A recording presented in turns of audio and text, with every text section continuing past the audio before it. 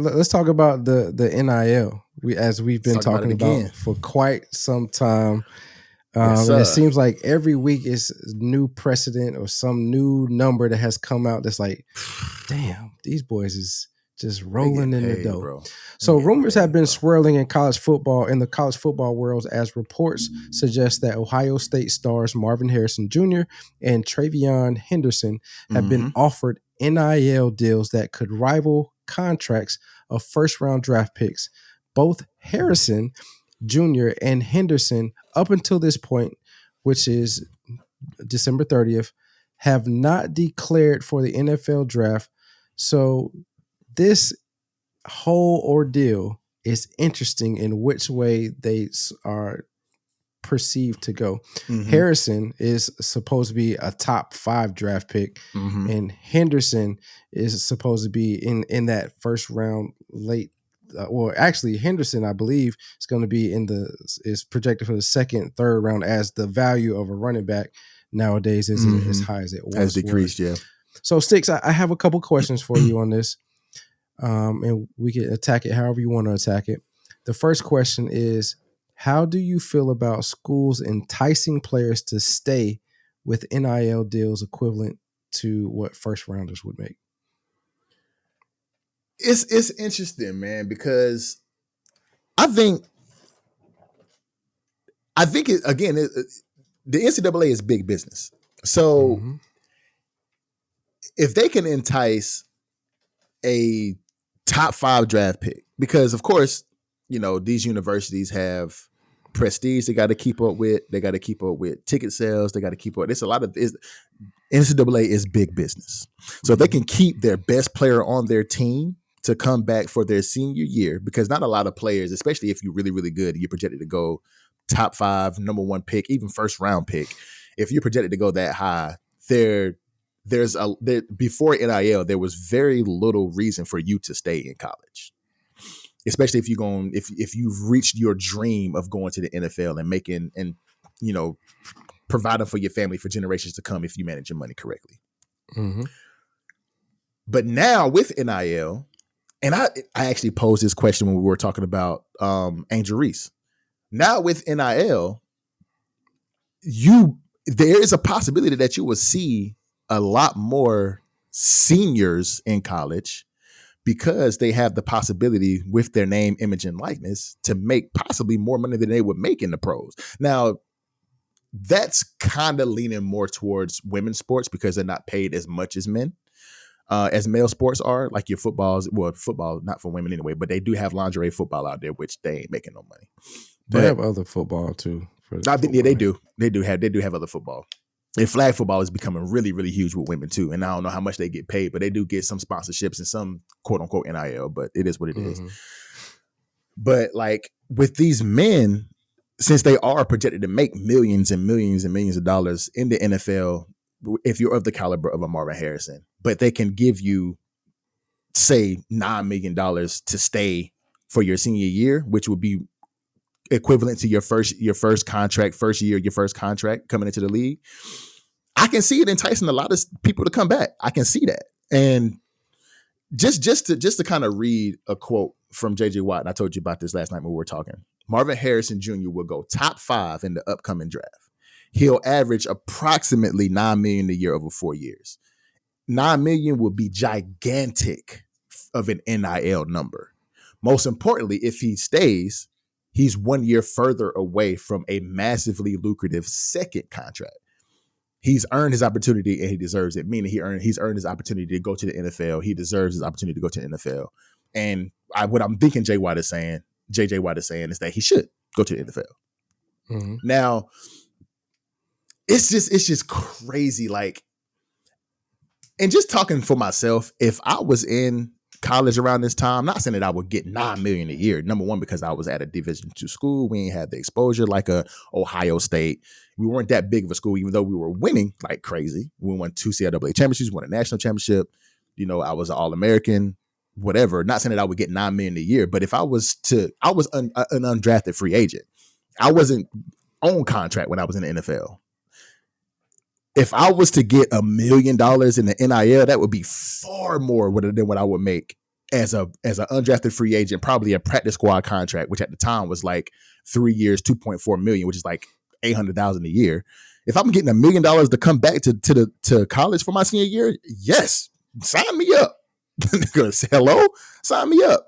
But we'll just have to see what what Henderson and Harrison Jr. does. I think I heard on the It Is What It Is podcast, and I know you said you don't take nothing he says to heart, but Maurice Claret, who does a lot of sports analyzing right now for college football, he said that Marvin Harrison told him that he was coming back. But neither one of them has said anything as of right now. But we'll see. What you think? What you think about this? What's going on with Marvin Harrison and Henderson? So I think schools will do what's in the best interest for them. 100%. And the reason I say that is because sports in most cases is the best marketing machine for colleges and universities. If you have a successful athletic program, more than likely the applications or the enrollment for that school is going to be tremendous. Through the roof. Right? Example of that would be the year that we went to the Orange Bowl. The year following that, we had a record number of applicants apply to go to that university. Now, Wake Forest is a small school. Like it's basically, it's bigger than, well, basically it's when I was there, it was a large high school, right? 3,000-4,000 kids. Now I think it's 5,000-6,000, the enrollment there for the undergrad. And they do that on purpose. They want it to have that Ivy League feel as much as possible. But because of the success that we were having, not only in football, but basketball during that time, we saw a record number of applicants go to that school.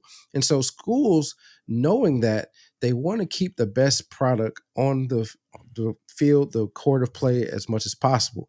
And so now that they can legally give money, through a backdoor way called the NIL, they're going to do what's in the best interest of themselves and try to keep the best product on the field as possible. So I think, like, in Marvin Harrison Jr.'s case, I don't understand why he would come back.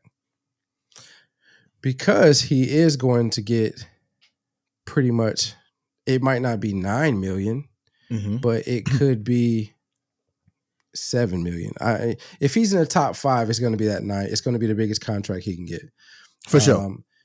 The contracts dwindle down the lower you go in the first round. So it won't be $9 million or those big contracts. But needless to say, he's going to get a pretty healthy contract to play his first couple of years in the NFL. Now, on the flip side of that, if he does come back, he gets the $9 million. He can also take out an insurance policy on himself. So if something crazy happens and he's not able to pursue his dreams, he can then take advantage of that insurance policy. So there are pros and cons to both sides. But if I were him, I would probably go to the league. TreVeyon's position, that is a tricky one. I don't know how I would feel about that because, like I said, he's not guaranteed to be in the first round. So that amount of money you probably won't see that in your rookie contract, and you would have to play a number of years in order to get $9 million a year, which we already know the NFL, and we've talked about on this podcast before, the running back isn't valued like it used to be in the NFL. And so those type of lucrative contracts aren't there for you. So if I'm him, I may come back to, Ohio State, take that $9 million, also take out an insurance policy on myself and, do different things with that money. I don't know, man. It's just crazy to think about that this type of money is in the NCAA now, and these players are able to get this money while in school. To kind of piggyback off of what you said when we talked about the Angel Reese incident, or Angel Reese portion of when she was not playing, and we assumed that it was because she got big headed and all that stuff, and then also saying that she has mentioned she won't be trying to go to the WNBA anytime soon because of the type of money that she's making, and then you pose the question of, do we see more athletes stay in school? I still, even now, we know the amount of money that can be given to them. I still think for those top tier athletes, because kids just don't like school. I How mean, about to say the school aspect? Yeah, I hate school, but I mean, I don't know. It's really complex here because you got to look it at is. it from many different ways.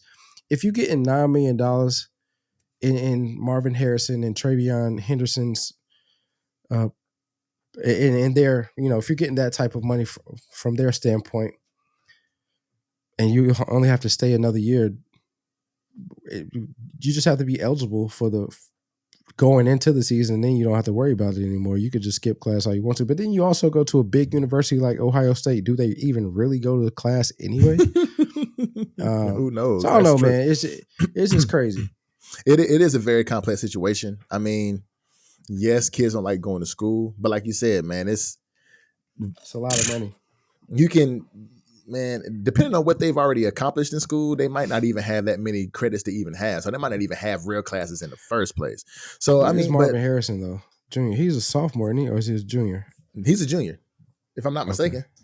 I'll check. I'm checking. Yeah, check real quick.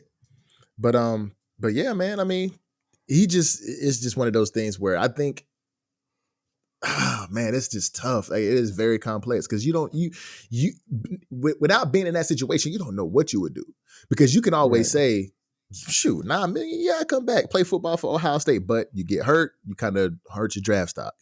Why wouldn't you just go ahead and go to the league and live out your dream and make that your job? So you ain't got to worry about class. You ain't got to worry about, the outside things. All you got to do is focus on football.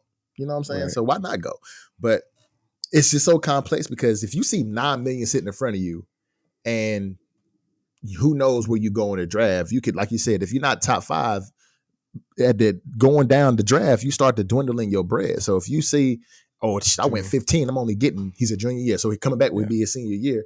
So if you go 15, they might say, oh, you getting 5 million a year. Oh, okay, well, I'm taking this 9. You know what I'm saying? So I mean, who knows, bro? It's just super complex, but we just have to see what they do, man, and kind of go from there. Yeah. If it was me, I'd probably go to the league. Yeah. I mean, it's easy to say from looking on the outside looking in, but I don't know. I envision I would too, just because I love the game, and I don't love money like that. I True. love what money brings, the comfort and the ability to provide the security, right? But I don't love money like that. But who's to say? I mean, you don't truly have any bills when you're in college. True. I mean, I'm sure they have to take out taxes, but other than that, like, you don't have to pay for a house. You probably get you a car or something like that, transfer some of the money to your mom and dad, so they're good. But realistically, Marvin Harrison family don't need the bread. I mean, his dad is Marvin Harrison. Yeah. Yeah, but I'm just saying, if we're talking about the average person, not a Marvin Harrison Jr. True. Right? True. The average kid, their parents probably are still working a 9 to 5. I don't know. I know when I was in college, my parents were still working their normal jobs, coming to games that they could come to. I mean, nowadays you see parents moving to where their kids are so they can go to all the games, but I don't know, man. So I just feel like this is what the NCAA was afraid of for so long. 100%. Is them being exposed for the amount of money that they're able to move around and offer. And so now that the NIL is there, and now that kids see that there is money there and they understand their worth to the NCAA, now they're making these universities pay them what they are worth, or wanting to pay them what they're worth, because now it's legal ways for money to be involved. But also, you have all of these universities, all of these coaches and all of these ADs. It's like, man, I don't want to pay this, but you have the contracts, you have the money to pay individuals $9 million, but you're complaining because you have to pay recruits $5,000 to come on a recruiting trip. Crazy. This is what I'm saying. This is what I'm saying, man. Like, they will always look out for their best interest. And since Marvin Harrison and apparently TreVeyon Henderson in this case have proved that they are valuable pieces to Ohio State, and they help the team to win, which, as I mentioned earlier, is the greatest marketing machine for the universities, then the university is going to use that in their best interest. But to bring in an unproven product, which is a high school recruit, pay them $5,000, that's not in their best interest. Not at all, because you don't know what that person is going to do for your university. So, y'all still here? That must mean you love the content. And if that is the case, there's a video on the screen right here. Go ahead and click that, view that. Be sure you're going to love that one as well. And thank y'all for letting us or getting us to 500 subscribers. We got a goal for the new year to hit 1,000. We're starting off small. Get us to 600. Hit that subscribe button on the screen right here. And we're on all your streaming platforms, wherever you find your podcasts.